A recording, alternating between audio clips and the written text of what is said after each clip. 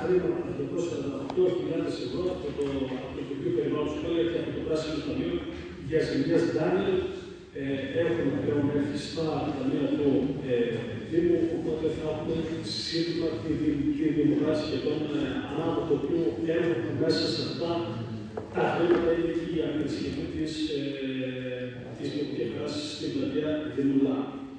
Όλα αυτά τα αναφέρω γιατί όλα αυτά τα χρήματα δεν έχουν γιατί μας τα στέλνει κάποιος.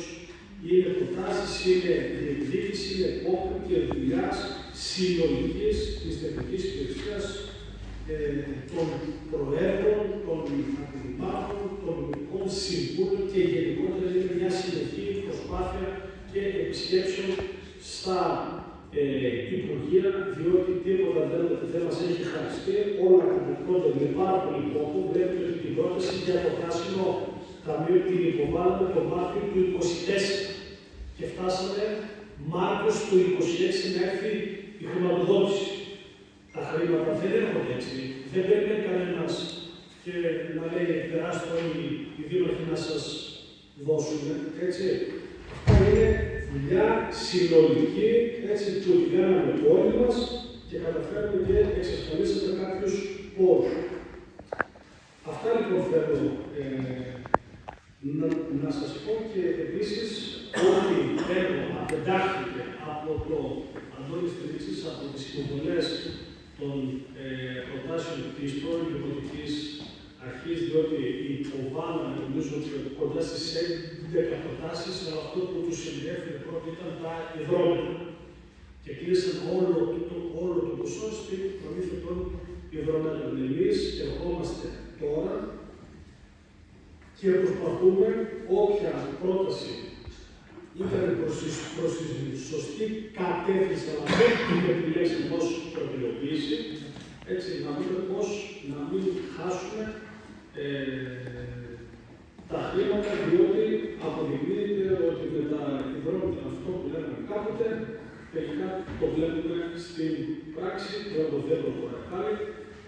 Βλέπετε ότι υπάρχουν πάρα πολλά προβλήματα με πολλούς δήμους σε όλη την Ελλάδα. Αυτά που φώναζα τότε ως επικεφαλής της αξιωματικής αντιπολίτευσης που έλεγα πού να τα βάλουμε τα υδρόμετρα εδώ δεν έχουμε δίκτυο διέλευσης. Όλα τα βλέπουμε στην πράξη πλέον, γιατί το έργο έχει, εδώ και 6 μήνες έχει παγώσει και από εκεί και πέρα όλες οι δυσκολίες πλέον έρχονται σε εμάς, καθώς τώρα καθόμαστε να διαχειριστούμε τα προβλήματα τα οποία έρχονται από το παρελθόν.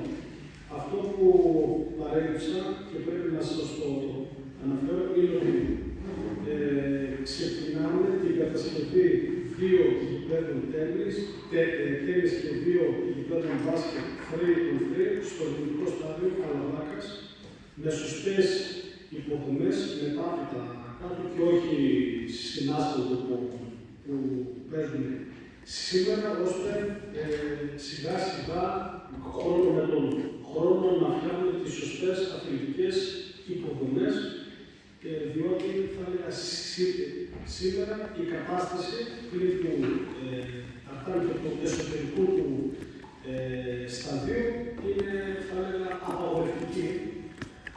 Επειδή λοιπόν μας το ζητήσανε τα αυτά πάρα πολλοί άνθρωποι και οι νεαρές φίλοι οι οποίοι συμμετέχουν στο 3-on-3 κάθε χρόνο που γίνεται στην κεντρική γραμματεία της πόλης, αποφασίσαμε να φτιάξουμε 2 γήπεδα free on free και ταυτόχρονα και 2 σύγχρονα γήπεδα τέννις. Αυτά όσον αφορά την αναμόρφωση και τα βασικά θέματα τα οποία ζητώ να τα ψηφίσουμε όλοι μας.